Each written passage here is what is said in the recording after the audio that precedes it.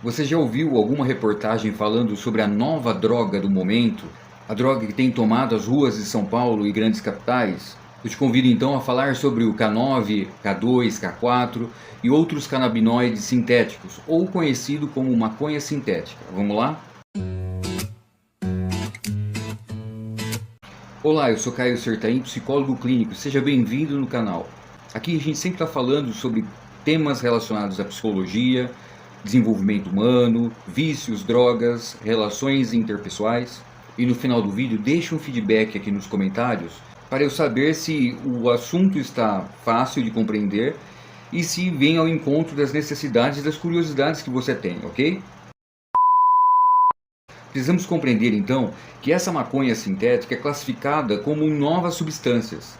Substâncias essas que não foram catalogadas na Convenção das Nações Unidas para o Controle de Drogas. As drogas sintéticas têm como finalidade burlar a fiscalização e dificultar o combate contra as drogas. Elas são sintetizadas em laboratórios para fazer o efeito de alguma substância já conhecida. Existem inúmeras substâncias, não só a maconha sintética, mas existem opioides sintéticos e outros estimulantes que estão sendo traficados no mundo afora. Podem ser encontrados na forma de fumos, misturado com algumas ervas, na forma líquida para ser usado em cigarros eletrônicos, vaporizadores, em papel, selos e cartas, o que facilita muito a entrada dessas substâncias em presídios.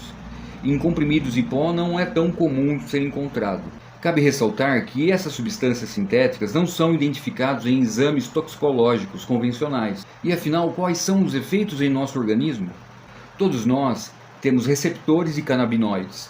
São eles o CB1, concentrado muito mais no nosso sistema nervoso central, e o CB2, encontrado em todo o nosso corpo e no nosso sistema imunológico. O THC é agonista parcial do CB1, enquanto o sintético é agonista total. Alguns estudos apontam que o CB1 é 4 vezes maior a adesão, enquanto o CB2 é 100% maior a adesão, aumentando então o efeito. Além disso, os sintéticos não contêm canabidiol.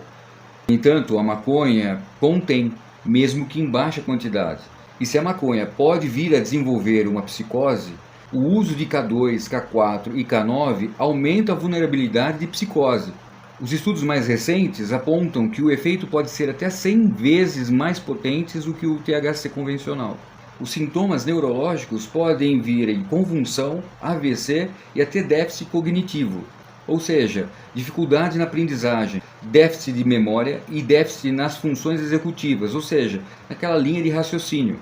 Os sintomas psiquiátricos podem vir com euforia e relaxamento, alucinações, agitação, ansiedade, pânico e psicose. E os sintomas psicológicos? Bem, pela intensidade dos efeitos dessa substância, ela tem um maior poder adictivo, ou seja, ela tem um maior poder de vício. Observamos então a compulsão e a obsessão. Uma vez que a pessoa começa a usar, ela não consegue parar mais.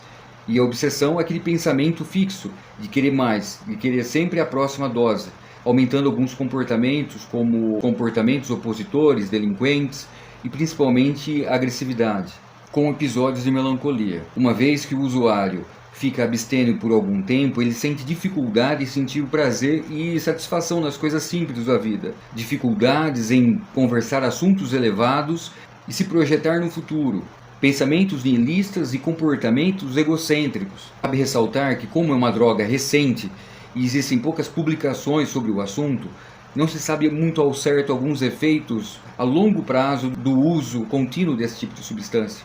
O que sabe-se é que os usuários geralmente são muito jovens, são usuários de maconha, usuários em festas e pessoas que acabaram usando sem saber que estavam usando. Então fique atento, se você estiver numa festa ou numa balada e alguém te oferecer algo... Perigo! Ouviram bem? Perigo! Agora, se você se encontra nesse uso contínuo, procure ajuda.